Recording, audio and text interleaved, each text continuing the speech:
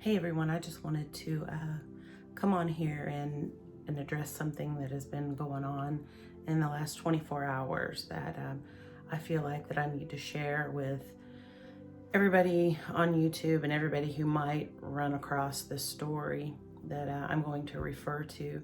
So about a month ago, I had visited with this lady named Sophie Jane Evans from the UK, and she came across the story about my daughter Andi that I was writing on Wattpad, and I've chronicled the story of everything that has happened with Andi from the time that her abduction happened until the time that the court trial was over. And she ran across that writing on Wattpad and called to say I'd love to do a story about it for the UK Sun. So I said sure. Anytime that I can share the tragedy that's happened and the justice that we're trying to get for Andi, I am delighted to do so, and I just tell everything. So probably it was a couple weeks ago, I was driving to Little Rock, and she and I talked for about 2 hours about the story and about everything that happened with Andi, and it was a very moving conversation, and she was great. I felt like she really got it. She knew what was going on. She talked to me a lot about our death penalty system and how it very much, the story had affected her. So she wrote the story. We worked together, got a lot of pictures over to her, and she sent me a message last night. It said that the story was ready to go. So I clicked on it, just ready to read, a story of someone that got it. And the headline was so startling to me that I could not even read the story last night.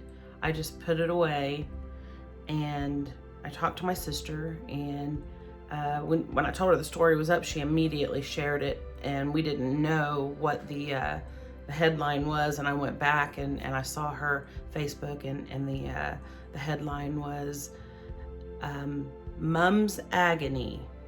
Death row monster raped and strangled my girl, 12, until she bit her own tongue in half. Why is he alive on death row 20 years on? And when I read that, I was like, that's awful. Why would she do that? Why would she write it like that? And then I thought about it last night. I could barely sleep last night. And I thought about it, and I was like, well, that was the truth.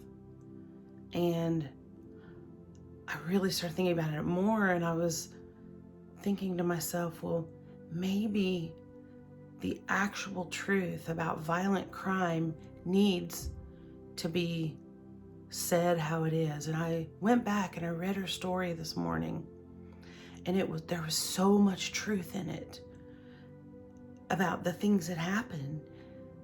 My little daughter was strangled, and she did bite her tongue in half.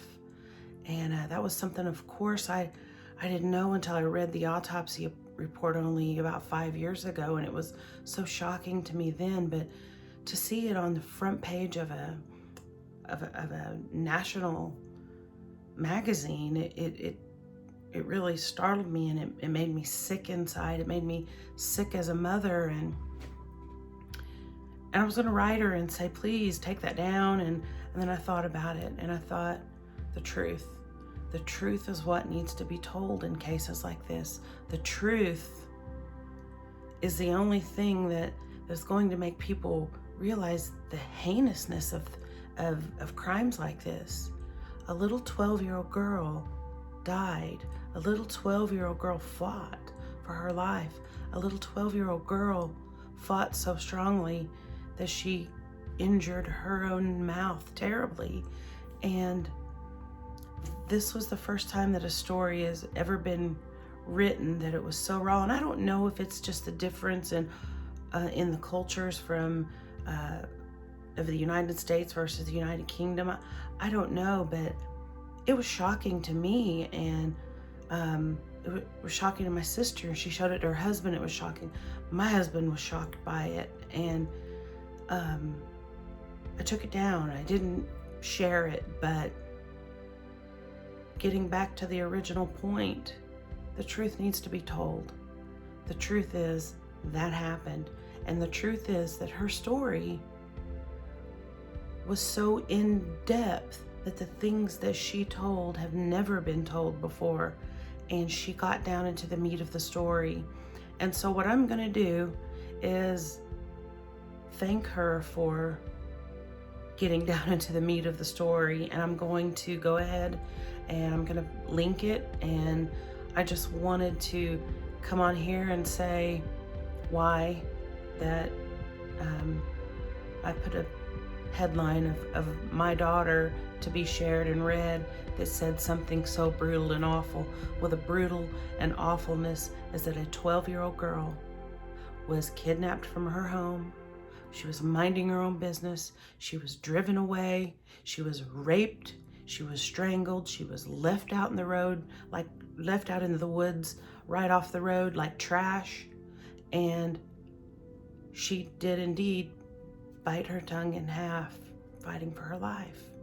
And that's the thing that is so forgotten when people start fighting for these monsters who do these things to children.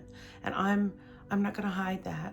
I'm going to share the story, and everybody can be mad at me if they want, saying that I'm being disrespectful to my deceased little child.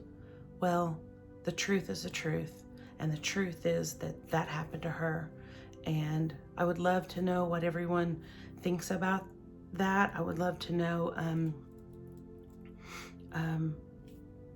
just opine. And I'm gonna share the story, and that's really all I have to say. So thanks for listening. It's an important issue. I always will feel that anything that I do is my heart in it is right. And I miss my daughter every single day, and I loved her so very much. And the fight for her isn't over until justice is served, and I will continue to fight for her.